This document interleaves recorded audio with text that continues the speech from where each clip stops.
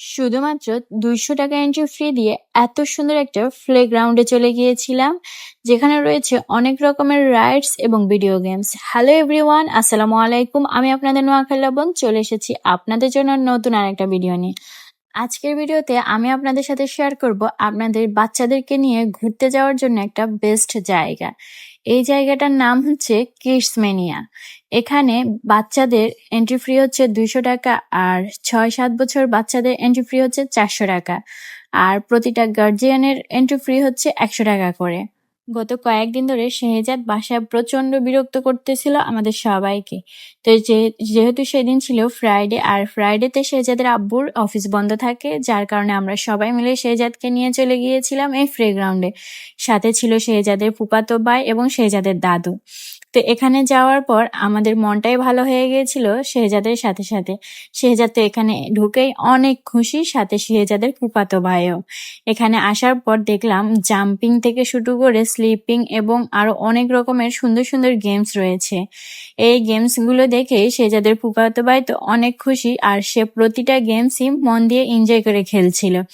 আর শেহজাদ যদিও ফার্স্টে একটু নার্ভাস ছিল, পরে সবাইকে দেখে সে অনেক খুশি হয়ে গেছিল, কারণ এখানে প্রচুর বাচ্চারা ছিল আর তারা অনেক এনজয় করতেছিল, খেলাধুলা করছিল, যাদেরকে দেখে শেহজাদ অনেক খুশি হয়ে গেছিল।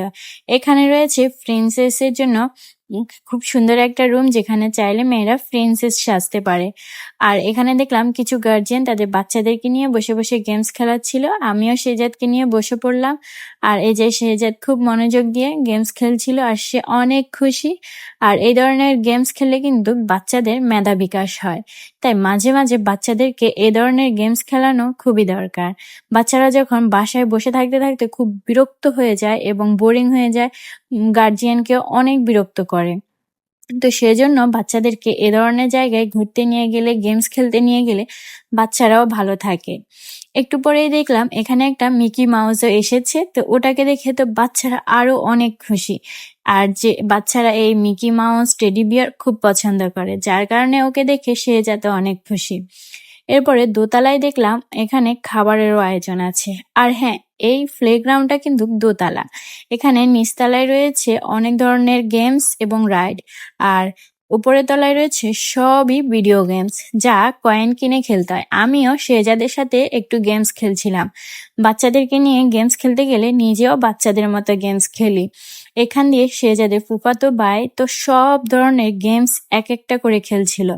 প্রথমে সে খেলেছিল কার ড্রাইভিং, তারপরে খেলেছিল বাইক ড্রাইভিং এবং বাস্কেটবল, তারপরে খেলেছিল একটা ফ্রি ফায়ারের মতো গেমস ছিল সেটাও। সে কিন্তু সব ধরনের গেমসই এক এক করে খেলেছিল। ওর সাথে আমিও একটু একটু করে গেমস খেলেছিলাম। এখানে কয়েন কিনেই প্রতিটা গেমস খেলতে হয়। আর এদিক দিয়ে শেহজাদের দাদু তো শেহজাদকে নিয়ে অনেক ব্যস্ত। এই কিডসমেনিয়াতে রয়েছে প্রায় ৮ থেকে ১০টা ভিডিও গেমস, যেগুলো চাইলে বাচ্চা থেকে বুড়ো সবাই খেলতে পারবে। আর আজকে আমাদের প্রায় সবগুলো গেমসই খেলা শেষ। এখন আমরা খাবার অর্ডার দিয়েছিলাম, সেই খাবারও চলে এসেছে। আমরা খাওয়া দাওয়া করে এখন বাসায় চলে যাব। তবে বাসায় যাওয়ার আগে আমি চাইছিলাম একবার এই গেমটা ট্রাই করতে। তবে ট্রাই করেছিলাম, আমার ব্যাড লাগছিল, আমি পারিনি। তো যাই হোক, আজকে আমার ভিডিওটা এ পর্যন্তই। আমাদের খেলাধুলা, ঘোরাফেরা এ পর্যন্তই ছিল। যদি আমার ভিডিওটা ভালো লেগে থাকে অবশ্যই একটা লাইক করে দিবেন। দেখা হবে নতুন কোনো ভিডিওতে।